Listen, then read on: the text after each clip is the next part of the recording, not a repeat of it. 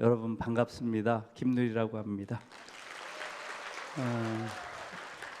아까 잠깐 말씀을 주셨는데 저는 이번 모임의 주제가 각성이라고 해서 사실은 놀랐어요. 예, 깨어 정신 차린다 이런 얘기라고 이렇게 써 있죠. 지금 어찌 보면 우리 시대에 가장 필요한 것이 각성인 것 같아요. 지금 깨어서 정신을 차리면 우리가 정말 괜찮은 시대, 괜찮은 사회로 진입할 것 같고요. 우리가 깨어서 정신을 차리지 못하면 우리가 살고 있는 삶이 무너지는 정도가 아니라 파괴될 것 같아요. 일종의 기로에 우리가 서 있다라고 생각합니다.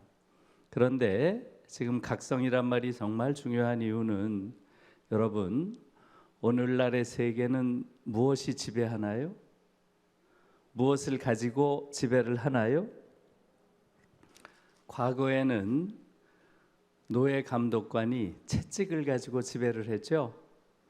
물리적인 폭력을 통해서 고통을 가해서 지배를 했잖아요. 오늘날은 어떻게 지배하나요? 여러분들은 물리적인 폭력으로 지배하는 것 같지는 않죠? 우리도 군사 독재 30년 동안은 물리적인 폭력이 공포를 조성해서 인간을 지배했죠. 그러나 지금은 최소한 민주주의가 실현된 상황에서 그런 건 없죠. 오늘날 세계를 지배하는 건 아까도 잠깐 말씀드렸지만 현혹입니다. 현혹. 지금 우리가 살고 있는 세계는 세계를 지배하는 것은 자본이고요. 그것은 다 여러분들이 이해를 하고 계시죠? 이 자본의 지배 방식은 현혹이에요. 현혹이란 말이 많이 쓰이는 말은 아니죠? 무엇을 현혹한다 이렇게는 우리가 쓰지만 정확한 뜻은 잘 모르죠. 제가 있는 상태가 지금 약간 현혹이에요. 눈이 부셔가지고 여러분이 잘 안 보여요. 이 상태가 현혹입니다. 눈이 부셔서 보이지 않는다. 이게 현혹이에요. 여러분들이 살고 있는 자본주의 사회는 너무나 눈이 부셔서 그 본질이 안 보여요. 그게 현혹입니다. 너무나 화려한 상품의 세계가 우리의 눈을 가리고 있어요. 어두워서 안 보이는 게 아니라 너무 밝아서 안 보여요. 너무나 화려하고 아름다운 상품의 질서가 인간의 각성을 가로막고 있습니다. 이게 자본주의라고 하는 아주 독특한 지배 형태가 인류에게 처음으로 보여주는 지배 방식이에요. 너무나 아름답고 너무나 화려하고 너무나 눈이 부셔서 그 본질을 보지 못하게 하는 이게 현혹입니다. 저는 특히 한국 자본주의의 경우는 정말로 어마어마하게 빠른 속도로 발전을 했고요. 그야말로 엄청난 압축 성장을 한 것이죠. 그렇기 때문에 이 현혹의 강도가 훨씬 더 강합니다. 이 불빛이 너무 강해서 제가 여러분들이 잘 안 보이는 것처럼 한국 자본주의의 본질도 그 화려함이 너무나 강해서 그 본질을 깨닫기가 어렵다는 거죠. 그런데 오늘 하루 여러분들이 이곳에서 각성, 깨어서 정신 차리고 본다 하는 주제로 이야기를 한다 그래서 아이고 이 최인지연 다음 세대 재단이라는 곳이 만만치 않은 곳이구나 이렇게 생각을 했고요. 정말 중요한 주제를 가지고 이야기를 한다 이렇게 생각을 했습니다.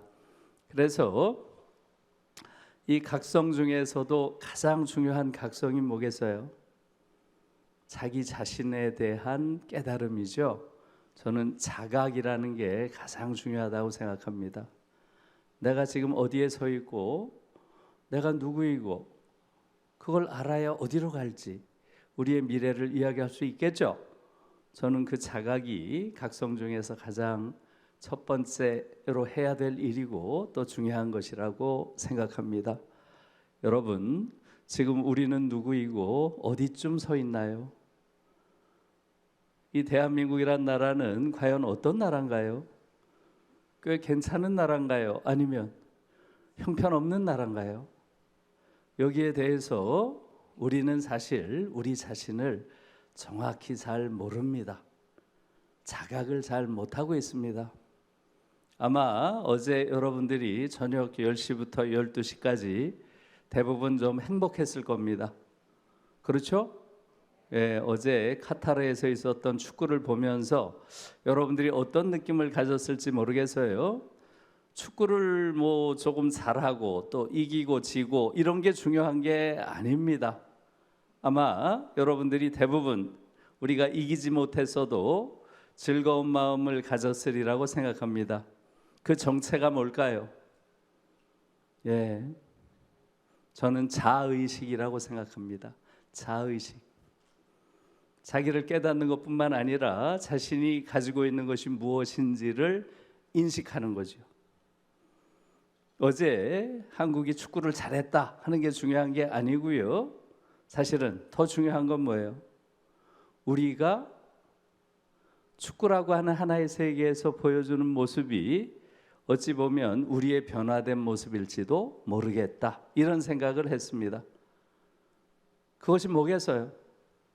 우리가 지배를 하잖아요.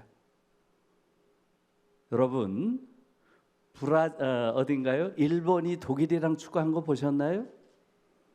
물론 일본이 이겼지만 일본이 독일과 축구한 것과 어제 한국이 우루과이랑 축구를 한 것은 그 양상이 완전히 달랐죠. 우리는 처음부터 우리를 믿고 완전히 우루과이라고 하는, 사실은 이번 대회로 봐서는 독일보다도 더 강한 팀이에요. 우승 후보 중에 하나인데 그 팀을 완전히 처음부터 우리가 지배하는 이런 축구를 했죠. 일본은 처음부터 꼬랑지를 딱 내리고 수비를 하다가 기습을 해서 이기겠다, 저들에게 지배권을 주고 말하자면 기습해서 이기는 축구를 했죠. 그것은 자의식에서 커다란 차이가 나는 거죠. 예, 우리는 우리가 지배할 수 있다라는 의식을 가지고 있고요. 일본은 우리가 이미 지배할 수 없다, 그러니 우리는 수비를 강화해서 뒤에 숨어 있다가 역습을 하는 방식으로 이기겠다, 이렇게 한 거 아닌가요? 저는 그것이 우연한 거라고 생각 안 해요. 지금 그 축구에서 나타난 그러한 자의식이 커다란 차이가 이미 있다는 걸 보여주고 있습니다. 지금 한국은 대단한 자의식을 가지고 있고요. 그걸 통해서 우리가 내 손으로 지배할 수 있다, 유행에 의해서가 아니라 우리 힘으로 세계를 만들어갈 수 있다, 이런 생각을 전 보여줬다고 생각합니다. 여러분 생각 어때요? 예, 그런 기분이 아마도 우리가 축구를 이기지 못했지만, 예, 과거의 한국 축구는 어땠나요? 늘 세계대회에 나가면 평소에 실력을 발휘를 못합니다. 왜? 얼어서. 국제적인 무대에 나가면 너무 긴장하고 너무 두려움을 가지고 상대를 지나치게 의식하는 이러한 걸 보였죠? 이젠 그런 게 보이지 않는다는 게 저는 놀라웠고요. 아, 우리의 자의식이 이렇게 높아졌구나 하는 그러한 느낌이 어제 내내 기분을 좋게 한 게 아닌가, 이렇게 생각합니다. 그리고 그것은 우연이 아니고요, 우리가 그 정도에 이르러 있는 거죠. 여러분, 지금 대한민국이라는 나라는 어떤 나라인가요? 엄청난 나라가 돼 있습니다. 제가 7월 초에 독일에 가서 7월 말까지 정확히 한 달 있다 왔습니다. 정말 놀랐습니다. 제가 이 코로나 때문에 대체로 매년 한 번 정도 독일과 유럽을 가는 편이었는데요. 이번에 올해 못 가서요. 2017년에 갔다가 올해 갔으니까 5년 만에 갔는데요. 정말 놀랐습니다. 우리가 이렇게 잘 사는 나라가 된지 몰랐어요. 조금 쇼킹한 경험이었습니다, 저에게는. 예, 우리가 상당히 경제 성장을 했다 하는 정도는 우리가 다 느끼지만 이 정도까지일까 하는 걸 많이 느꼈습니다. 독일의 아우토반이라고 하죠. 독일의 고속도로를 아우토반이라고 하죠. 이것은 지금 전 세계에서 유일하게 속도 제한이 없는 그러한 도로라고 하는 거죠. 여기서 가장 많이 달리는 외국 차가 한국 차예요. 여러분 믿어지세요? 독일이란 나라가 자동차의 나라인 거 우리 다 알잖아요. 벤츠, BMW, 포르쉐, 폭스바겐, 아우디 다 독일 차잖아요. 이런 자동차의 나라에 가장 많이 달리는 차가 현대 기아차예요. 미국 차, 프랑스 차, 일본 차보다 훨씬 많이 달립니다. 스웨덴의 볼보나 이런 것보다 훨씬 많아요.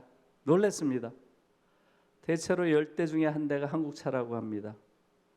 과거 제가 30년 전에 독일에서 공부할 때는 한국 차는 거의 없었고요. 주로 가장 많은 차가 일본 차였죠. 혼다, 도요타, 미쯔비시 이런 차들이 가장 많은 외국 차였어요. 지금 일본 차가 거의 안 보여요.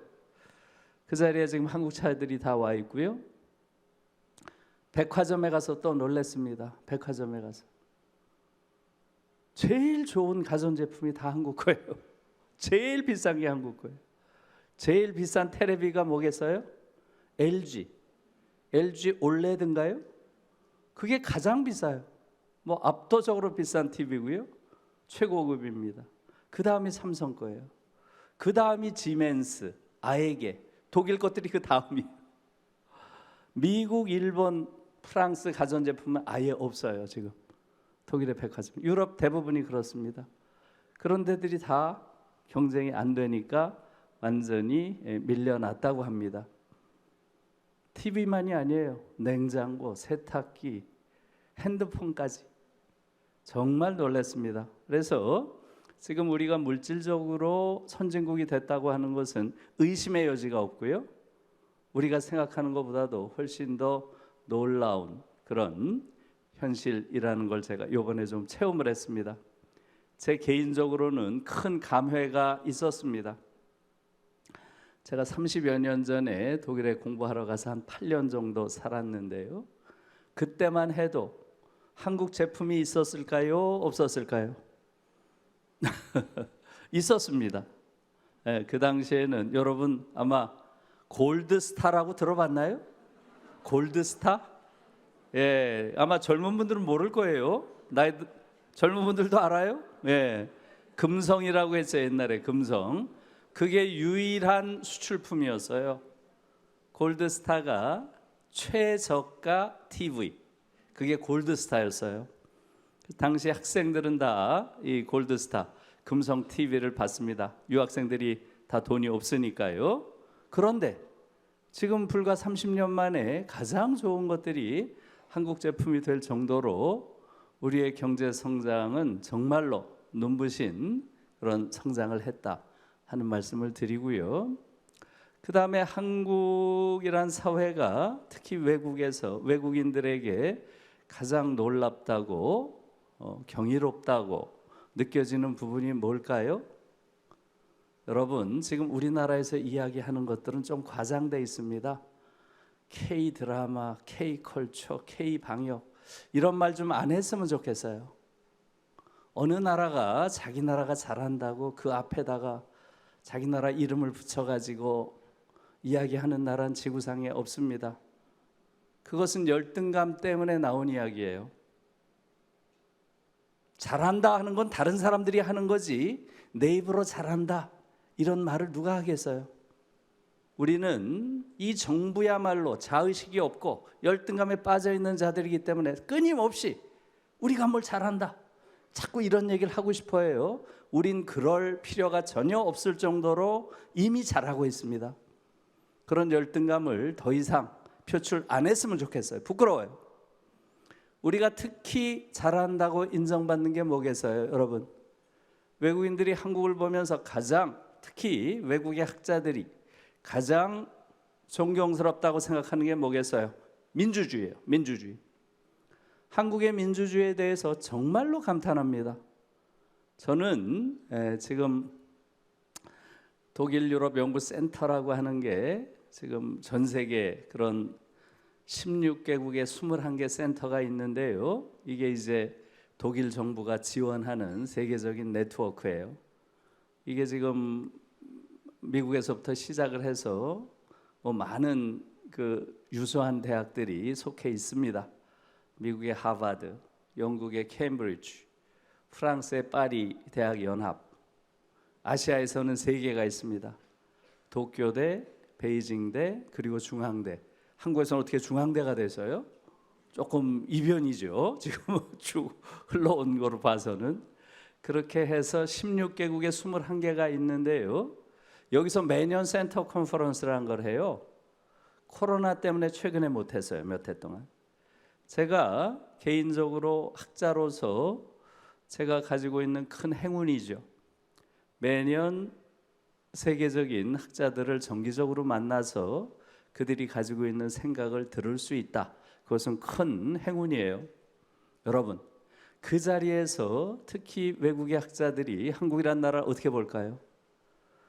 우리가 생각하는 것보다 훨씬 더 위대하게 봅니다. 그리고 그 이유는 민주주의예요. 어떻게 아시아에서 이런 훌륭한 민주주의를 할 수 있는가? 여기에 대해서 정말 경탄합니다.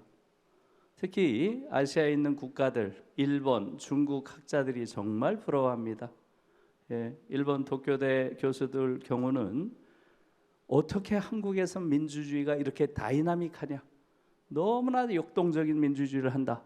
일본에서는 어떤 일이 벌어져도 몇만 명도 모이지 않는다. 그런데 한국에선 일이 터지면 100만 명, 200만 명이 광장에 모여서 문제를 제기하는 이 다이나믹한 민주주의가 너무 부럽다. 이렇게 얘기를 해요. 우리는 그걸 잘 못 느꼈죠. 중국의 학자들은 요즘에 더합니다. 베이징대 교수들은 얼마 전까지만 해도 정말로 강하게 시진핑 정부를 비판했습니다. 중국 민주주의가 죽어가고 있다. 시진핑이 중국 민주주의의 목통을 죄고 있다. 교수들을 사찰하고 심지어 수업 내용까지 검열을 하고 있다. 이러면서 굉장히 강하게 비판을 해요. 베이징대 교수들도. 몇 해 전부터 일체 말을 안 합니다. 입을 딱 닫아버렸어요. 눈에는 두려움이 가득 서려 있습니다. 그러니까 그들의 얼굴만 봐도 중국 민주주의가 지금 어떤 상태인지를 알 수 있는 그러한 지경이에요. 한국 민주주의를 정말 부러워합니다.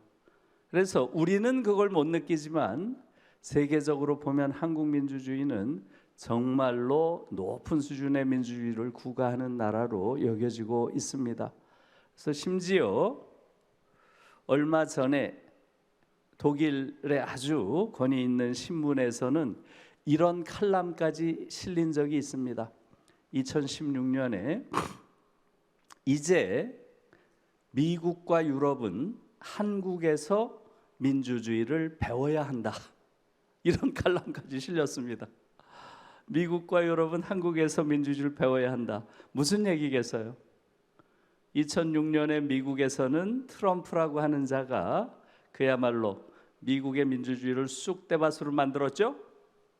유럽에서는 극우주의자들이 유럽의 민주주의를 그야말로 위기라고 또 죽음이라고 불릴 정도까지 그렇게 심각하게 훼손을 했습니다. 그 시기에 우리는 광화문 민주주의라는 걸 보여줬죠. 주말마다 50만, 100만, 150만, 200만 사람들이 모여서 국정을 농단한 대통령을 비판하고 국회가 법적으로 탄핵을 하고 사법부가 헌법재판소에서 이것을 받아들이는 이러한 일련의 과정은 그야말로 죽어간다고 하는 민주주의를 한국에서 살리고 있다. 이런 말이 나올 정도로 전 세계인을 감동시킨 겁니다. 우린 잘 몰랐죠. 우린 그걸 잘 몰라서요. 그래서 한국의 민주주의 또 한국의 경제 성장 이것은 정말로 경이로운 일입니다. 실제로 그것을 우리가 느낄 수 있고요. 또 그런 평가를 받고 있습니다. 여러분, 그런데 문제는 한국 사회의 이면이죠. 그렇게 놀라운 민주주의를 이루고 경이로운 경제 성장을 이룬 나라인데요. 우리의 현실은 어떤가요? 이것이 어찌 보면 더 놀라운 거예요. 전 세계에서 가장 많은 사람들이 자살을 하는 나라입니다. 18년째 자살률이 1위예요. 2018년 한 해만 2등을 했어요. 리투아니아라고 아세요? 저 발틱에 있는 인구 100만밖에 안 되는 아주 조그만 나라죠. 이 나라가 2018년에 완전히 붕괴됐습니다. 사실상 국가의 붕괴 상태였어요. 이 과정에서 많은 사람들이 결국은 사회적 기반을 잃고 스스로 목숨을 끊는 일이 벌어졌어요. 이 한 해 빼고 한국이 계속 1등이에요. 그 다음에 또 자살률 1등을 회복했고요. 작년에 또 1등이에요. 여러분, 이런 현상을 어떻게 봐야 되나요? 특히 가슴이 아픈 것은 노인 자살률이 너무 높다는 거예요. 어떤 해에는 평균의 10배까지 많은 노인들이 자살을 한 해도 있습니다. 노인 자살률의 이유도 여러분들이 대부분 알고 있죠. 뭐겠어요? 빈곤이죠, 빈곤. 노인 빈곤이 지금 너무 심합니다. 노인 빈곤율이 대체로 54%에서 48%를 왔다 갔다 합니다. 평균 50% 정도예요. 그 얘기는 뭔가요? 노인들 2분 중에 1분이 빈곤 상태에 있는 나라라는 거죠. 대체로 지금 유럽의 경우는 어떤가요? 덴마크가 약 1.5, 네덜란드가 3.5 정도 되더라고요. 그러니까 대체로 유럽의 통계를 보면 100분 중에 2분 정도가 빈곤 상태에 있는데요. 한국은 100분 중에 50분, 거의 2분 중에 1분이 빈곤 상태에 있는 그런 아주 참담한 상황이고요. 이 노인 빈곤의 문제는 최근에 한국에서는 폐지 줍는 노인의 이야기로 많이 나왔죠. 최근에 나온 아마 한 달쯤 전에 그 실태 조사가 나온 걸 보고 제가 깜짝 놀랐습니다. 대체로 한 3만 5천 명 정도의 노인들이 폐지를 줍고 있다고 하는 거죠. 80대, 90대까지 있습니다. 연령이 너무 높아요. 실태를 보면. 그리고 이분들이 하루에 하는 노동이 대체로 11시간 반 정도 한다는 것이고요. 이들이 하루에 걷는 게 대체로 12km 정도를 걷는다고 합니다. 일당이 10,000원이 조금 넘는다고 합니다. 시급으로 하면 950원 정도 돼서 최저 시급의 10분의 1이라고 합니다. 저는 이 상황이 너무 끔찍한 상황이라고 생각이 들고요.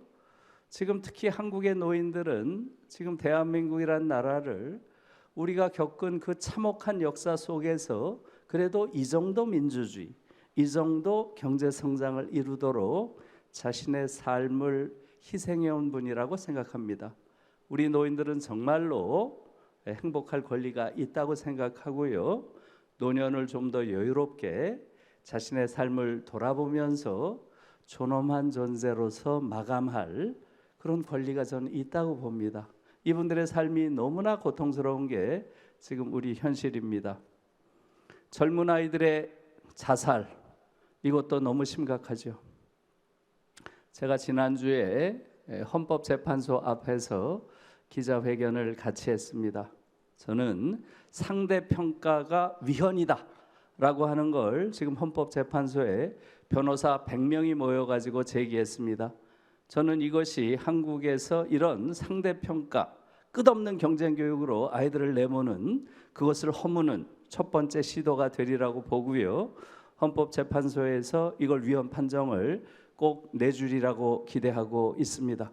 어느 나라에서 아이들을 끝없이 줄 세워서 상대적인 순위를 매기고 그걸 가지고 그 아이들의 미래를 결정한 나라가 어디에 있습니까? 완전히 무한히 아이들을 경쟁시키는 그러한 나라예요. 그러다 보니까 너무나 많은 아이들이 스스로 목숨을 끊고 있습니다. 여러분 다 아시죠? 자살률, 자해율이 너무나 높습니다. 그 자리에서 경희대학교 김종영 교수가 오셔가지고 한 말이 너무나 인상적이었습니다. 이렇게 말씀을 하셔요. 얼마 전에 이태원에서 젊은이들이 150명 이상이 희생당했죠? 이태원 참사입니다. 여러분, 거기에 대해서 이분이 이렇게 말씀을 하십니다. 그 거리에서 결국 이들의 목숨을 앗아간 것은 병목이었다. 그렇죠? 한 곳에 확 몰리는 통에 그렇게 많은 희생이 생긴 거죠. 그런데 지금 대한민국의 교육 병목에 의해서 매년 150명 이상의 아이들이 자살하고 있다. 그 수가 거의 같아요. 우연의 일치치고는 너무나 상징적이죠. 매년 150명 이상의 아이들이 교육 병목으로 죽어가는 게 대한민국이다. 그런데 거리의 병목에 대해서는 책임자를 찾는다라고 소란스럽지만 매년 정기적으로 우리 아이들이 150명 이상 죽어가는데 여기에 대해서는 아무도 관심이 없고 아무도 책임지지 않는다. 이런 나라가 어디 있냐?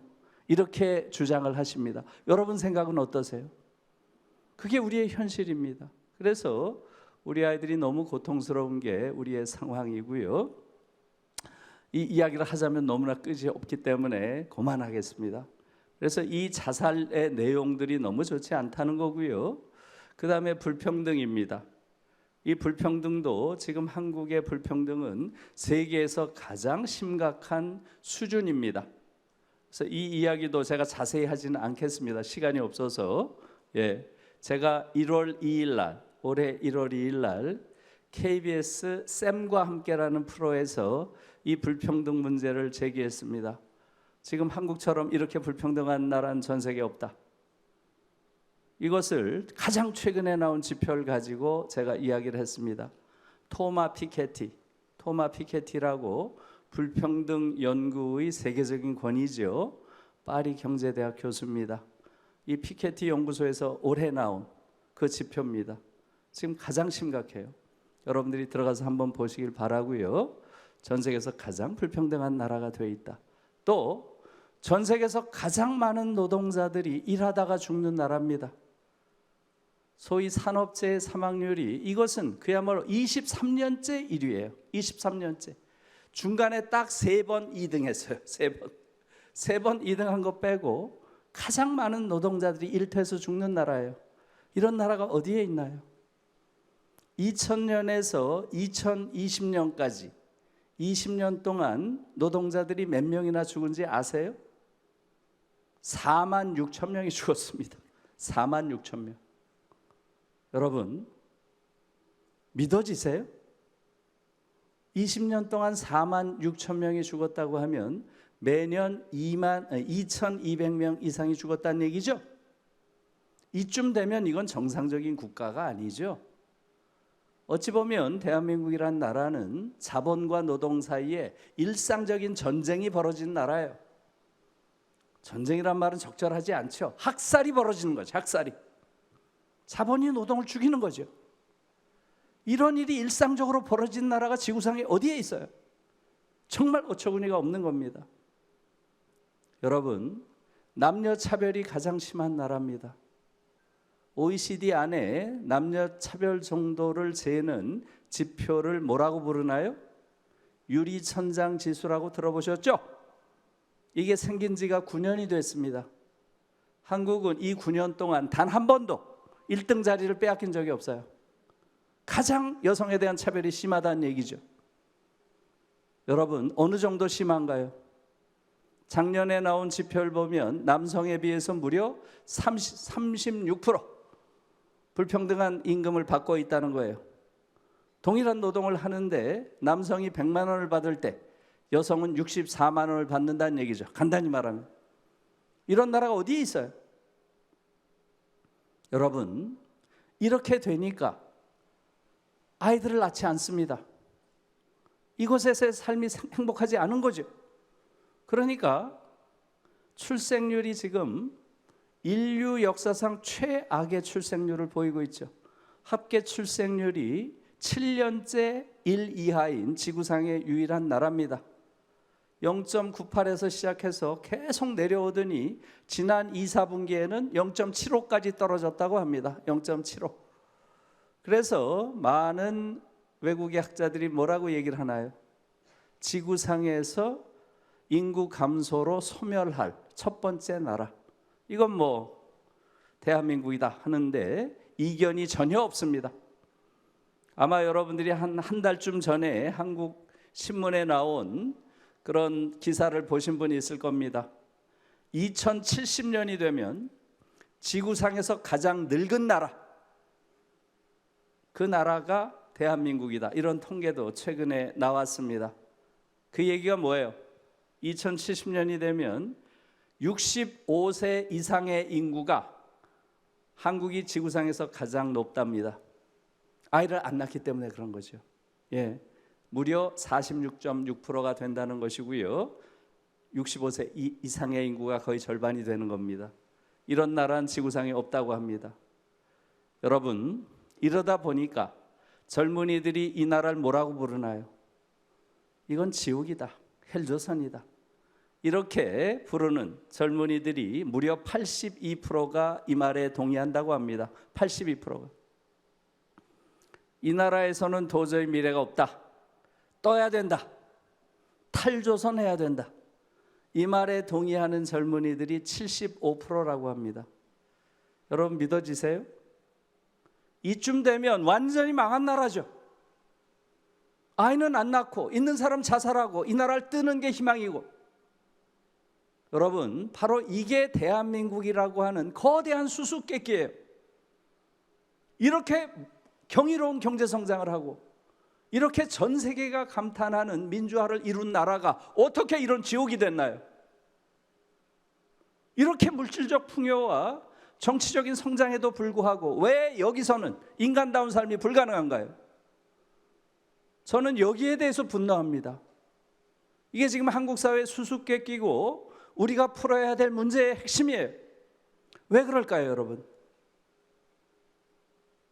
우리가 이룬 이런 어마어마한 물질적 성장에도 불구하고 왜 이 사회는 이렇게 정신적으로 성숙하지 못했을까요?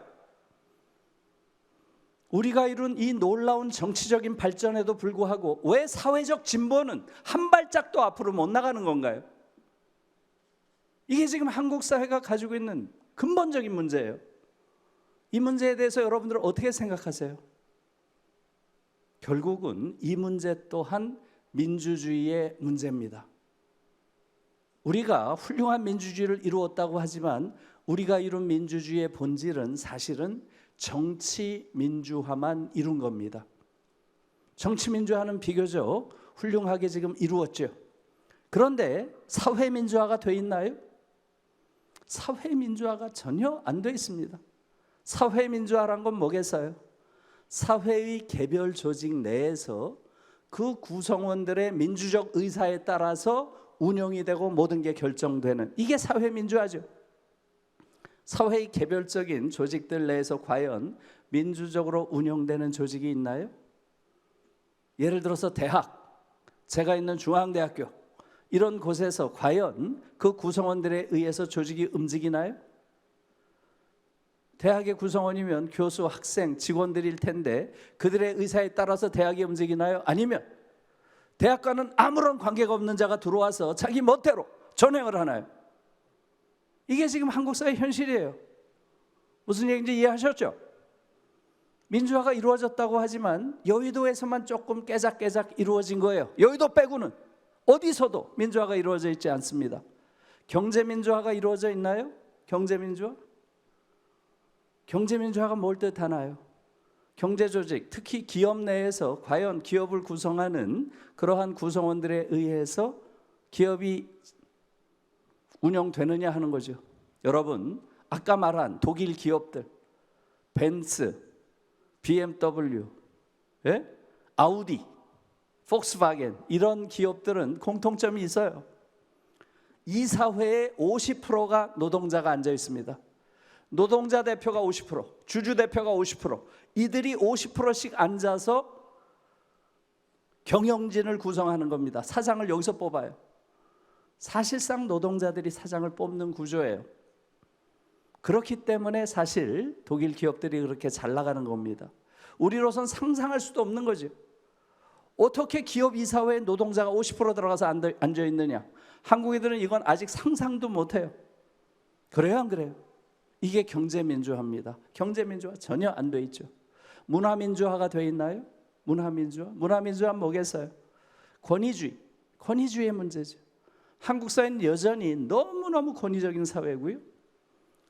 그 사회 구성원들이 거의 대부분의 조직에서 수직적 권위관계에 의해서 사회가 지금 작동하고 있습니다. 민주적인 수평적 관계가 인간들 사이의 관계를 지배하는 그러한 사회가 되지 못하고 있죠. 그래서 지금 한국 사회의 문제를 이야기하자면 정치민주화는 되어 있지만 사회민주화, 경제민주화, 문화민주화는 전혀 되어 있지 않은 나라라는 겁니다. 그래서 여러분들이 느끼는 민주화가 됐는데도 왜 이 사회가 이렇게 정의롭지 못할까? 이런 느낌을 늘 갖죠. 그것은 바로 정치민주화만 되어 있고 사회, 경제, 문화민주화가 되어 있지 않기 때문입니다. 그래서 앞으로 한국 사회가 나아가기 위해서는 우리가 쟁취한 정치민주화를 토대로 해서 사회를 보다 사회 조직 내 민주화를 더 강화시키고 또 경제민주화를 강화시키고 문화민주화를 강화시키는 이 방향으로 가지 않으면 안 된다 하는 말씀을 드리고요. 그 다음에 지금 마지막으로 꼭 드리고 싶은 것은 우리가 처해 있는 거대 위기입니다.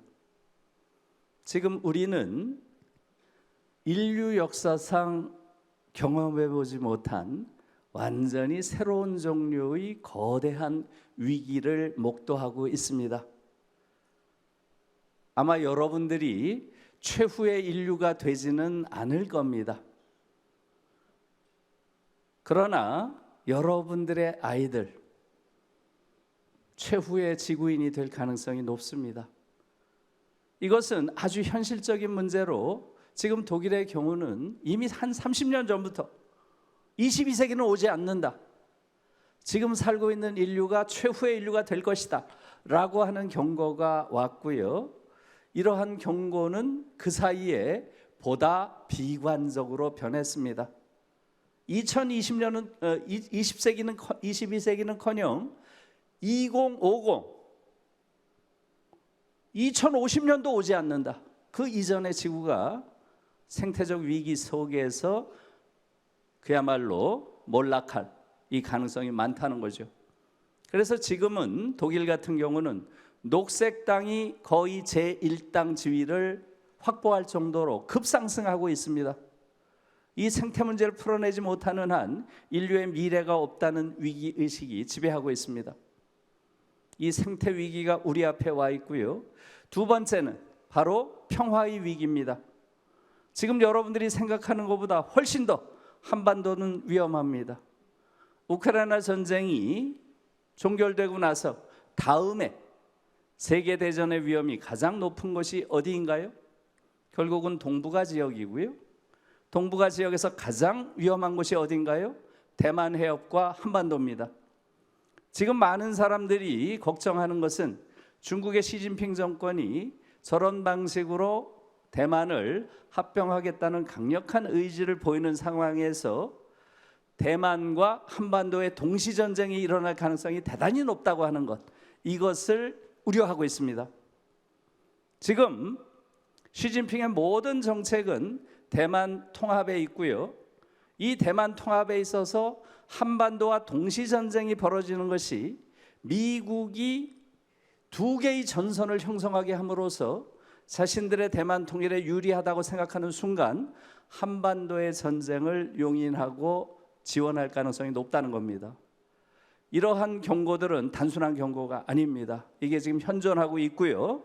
한반도의 전쟁 위기, 거대한 위기가 우리 앞에 있는 것이고요. 세 번째로 한국인들이 앞에 두고 있는 위기는 바로 사회 붕괴의 위기입니다. 지금 전 세계에서 가장 불평등한 사회고 전 세계에서 가장 노동자가 권익을 제대로 보장받지 못한 사회고요. 사회적 비참이 일상적으로 벌어지는 나라가 지금 한국입니다. 여러분, 지금 말한 이 세 가지 위기, 다시 말하면 생태적 파국, 평화의 파국, 사회적 파국, 이 삼중의 파국이 우리 앞에 있는 구체적인 현실입니다. 이 거대 위기를 우리가 어떻게 넘어설 것인가, 이것이 지금 우리에게는 생존의 문제이자 그야말로 한국인들이 이 지구상에서 앞으로 계속 하나의 민족으로 존속할 수 있는지를 보여주는 절체절명의 그러한 상황이라는 겁니다. 그래서 어떻게 할 것인가? 이제 이 생태 문명으로부터, 이 물질 문명으로부터 한국 자본주의가 가지고 있는 이런 엄청난 물질주의의 아주 전횡으로부터 이제 생태 문명으로의 완전한 의식적 전환이 있지 않고서는 지금 인류의 미래를, 또 우리 한국인들의 미래를 감당할 수 없다고 하는 것, 이것은 결코 단순한 그러한 위협이나 또는 경고가 아니라고 하는 것을 분명하게 인식할 필요가 있고요. 또 지금 한반도의 위기라고 하는 문제도 정말로 진지하게 생각해야 됩니다. 제가 지난달에 어느 신문에 그런 칼럼을 썼습니다.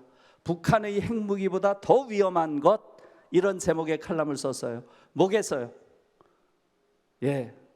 지금 남한 국민들이 가지고 있는 전쟁에 대한 불감증입니다. 이것이 가장 위험해요. 전쟁이 코앞에 있는데도 우리는 전쟁이 일어나지 않으리라고 하는 터무니없는 낙관론을 가지고 있습니다. 이게 저는 가장 위험하다고 보고요. 그 다음에 세 번째로 사회적 파국을 막기 위해서는 어떻게 가야 되겠습니까? 이제는 지금과 같은 이런 류의 극단적 경쟁사회, 이것을 우리가 연대사회로 바꿔가지 않으면 지금 한국 사회의 미래가 없다고 하는 것을 분명히 보여주고 있는 것이죠. 저는 오늘 여러분들 앞에 이런 강연을 하게 된 것을 너무나 영광스럽게 생각합니다. 여러분들이 거의 무너져가는 한국 사회의 사회적 파국을 여러분들의 힘에 의해서 그나마 지금까지 지탱해왔다고 저는 생각합니다. 정말 거듭해서 여러분들에게 고마운 마음을 전하면서요, 한국 사회의 이런 사회적 파국을 우리가 넘어서고, 우리가 직면하고 있는 평화의 위기를 넘어서고, 또 우리 아이들의 미래를 결정할 생태 위기를 넘어설 새로운 상상력을 이제는 각성할 때가 됐다, 이렇게 생각합니다. 고맙습니다.